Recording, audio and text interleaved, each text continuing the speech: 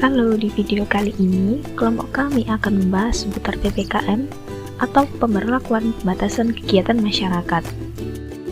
Jadi PPKM itu ditetapkan oleh pemerintah dengan tujuan untuk membatasi interaksi, pertemuan antara individu dengan individu, dan kelompok dengan kelompok yang diharapkan dapat mengurangi penularan COVID-19.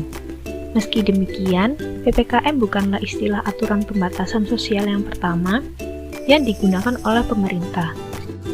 Sebelumnya ini ada sebutan lain juga yang diperkenalkan sejak awal pandemi COVID-19, yakni PSBB atau pembatasan sosial berskala besar yang mulai diberlakukan dari 17 April 2020. Pemerintah memberlakukan istilah baru guna menekan resiko penyebaran yang lebih tinggi di sejumlah daerah dengan nama PPKM.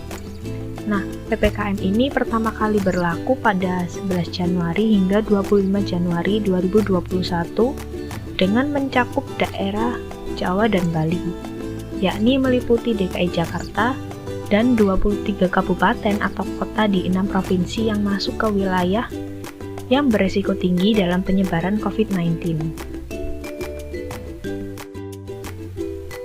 Selanjutnya ada istilah PPKM.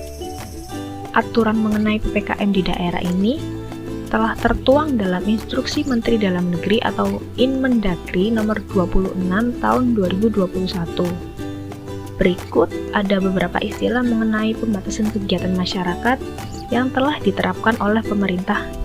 Yang pertama, ada PPKM. Pemerintah mengambil kebijakan pelaksanaan pembatasan kegiatan masyarakat di Jawa dan Bali mulai 11 hingga 25 Januari 2021. Pembatasan kegiatan masyarakat ini berfokus pada beberapa sektor, yaitu ada tempat kerja atau perkantoran, lalu kegiatan belajar mengajar, restoran atau tempat makan, mal atau pusat perbelanjaan, serta tempat ibadah. Bagi sektor esensial dan kegiatan konstruksi, diizinkan tetap dilakukan tetapi dengan menerapkan protokol kesehatan yang ketat. Yang kedua ada PPKM Mikro.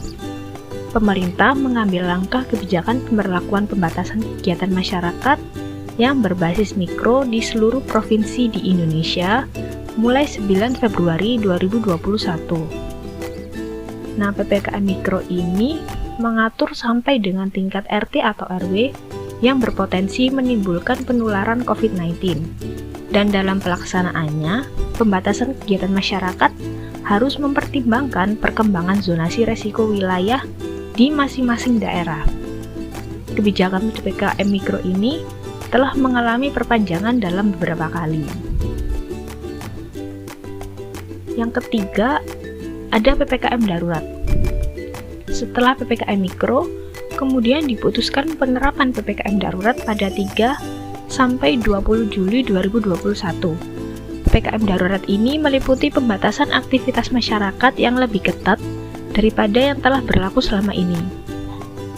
Awalnya, kebijakan selama 2 pekan tersebut berfokus pada kabupaten atau kota di Jawa dan Bali. Namun setelah itu, daerah-daerah yang menerapkan PPKM Darurat ditambah cakupannya di luar Jawa dan Bali.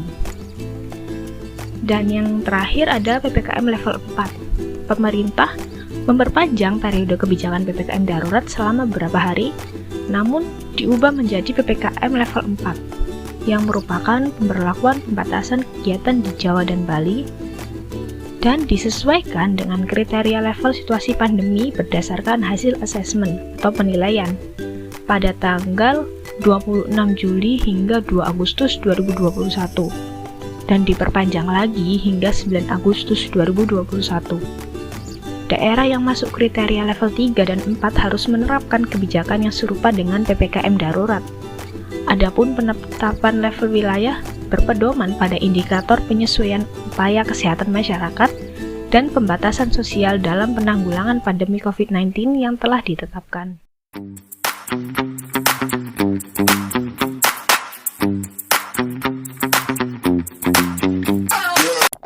Assalamualaikum Ibu. Saya dari kampus UINSA mau tanya-tanya tentang PPKM ke Ibunya. Untuk PPKM sendiri Ibu tahu nggak sih kalau ada PPKM? Tahu sih Mbak, PPKM sendiri tahu. Cuma apa? Nggak enaknya itu gini loh. Kok semakin hari semakin diperpanjang. Oh gitu. Nggak habis-habis. Oh nggak bisa Gitu. habis. Kok tambah diperpanjang. Wes tambah hancur. Terus saya mau tanya terus dampaknya buat usahanya Ibu itu gimana? Dampaknya sih banyak. Kalau mau apa? Pulaan itu loh Mbak. Kalau mau Ya. apa? Beli buah Usahanya. itu susah. Pakai mumet-mumet itu loh jalannya itu. Terus satu, yang kedua itu buah itu nggak ada karena yang kirim itu kan mungkin kalau nggak tahu jalan kan pasti kembali kan balik gitu loh, jadi buah semakin mahal, semua makanan pada naik, semakin mahal. Jangan pembeli kan maunya yang murah karena biaya hidup kan dibagi-bagi kan, nggak untuk buat jajan aja gitu loh. Selanjutnya Ibu setuju nggak sih kalau apa PPKM ini diperpanjang? Kayak aneh enggak Mbak? Kayak aneh nggak setuju Pol. Nggak setuju. Nggak setuju. Ya Bu, makasih atas jawabannya. Ya. Wassalamualaikum warahmatullahi wabarakatuh. Waalaikumsalam.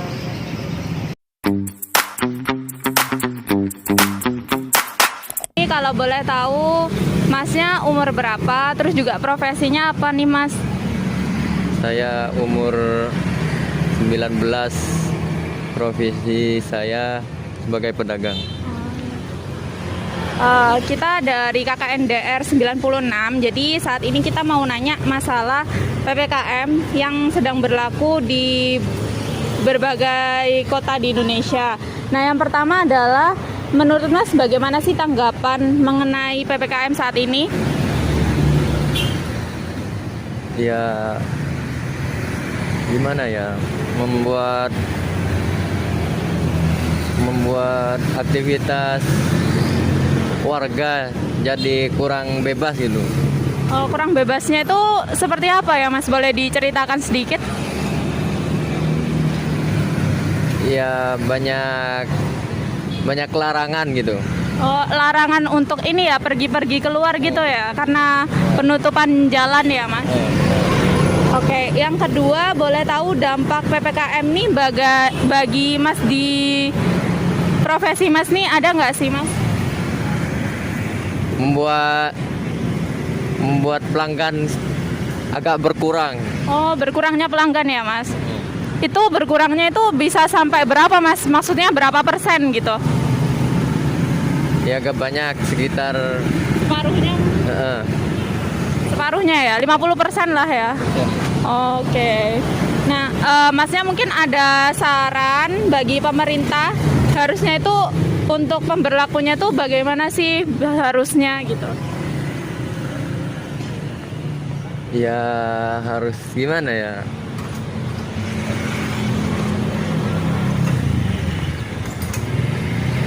Ya, Berarti udah setuju sama pemerintah yang memberlakukan PPKM? ya bisa dibilang gitulah, Oke. Berarti setuju aja. demi keamanan gitu. Oh, baik, berarti demi kesehatan masyarakat juga ya. Masyarakat juga. Oke. Terus yang terakhir nih, Mas. Kalau seumpama nanti PPKM-nya diperpanjang, kira-kira Mas setuju atau enggak? Ya setuju, Setuju nggak apa-apa ya, Mas? Bapak. Ya, Demi kesehatan juga. amin. Terima kasih ya, Mas, atas wawancaranya. Kami dari KKNDR. Assalamualaikum warahmatullahi wabarakatuh. Waalaikumsalam.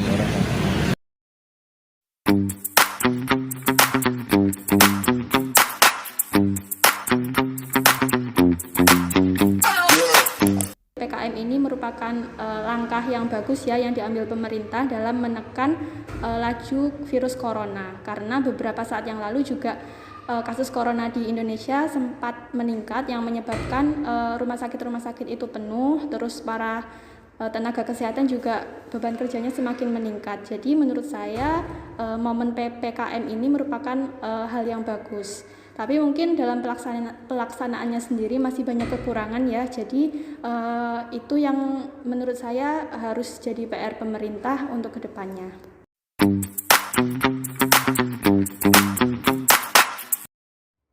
Kalau untuk dampak dari PPKM sendiri mungkin di sini saya sebagai relawan tidak terlalu berdampak ya.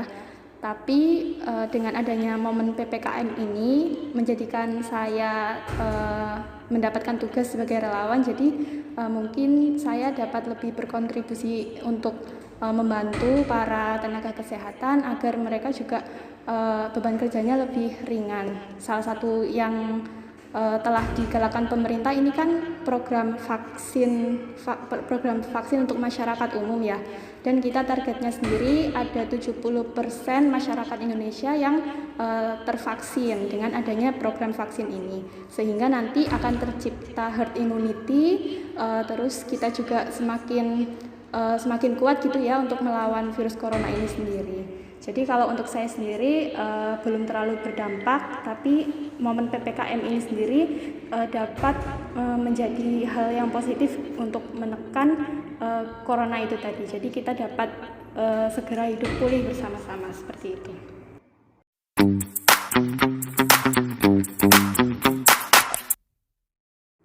Kalau saran saya untuk pemerintah selama PPKM harus lebih tegas lagi ya dalam penetapan peraturannya, seperti dalam mengingatkan masyarakat untuk selalu mengikuti protokol kesehatan, kemudian juga tetap membantu rakyat-rakyat kecil yang mungkin perekonomiannya turun ketika ada PPKM.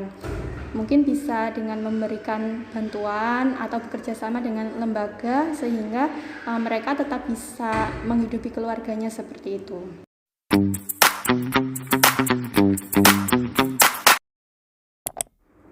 Kalau saya sendiri sih setuju kalau PPKM diperpanjang karena demi kebaikan kita bersama semua ya, apalagi kan ini pada belum divaksin sepenuhnya. Jadi mungkin kalau PPKM diperpanjang, kemudian masyarakat juga bisa mengikuti vaksin dan tetap menjaga protokol kesehatan, mungkin bisa membantu untuk kedepannya dapat menekan virus corona di Indonesia, jadi lebih turun lagi kasusnya dan bahkan dapat hilang seperti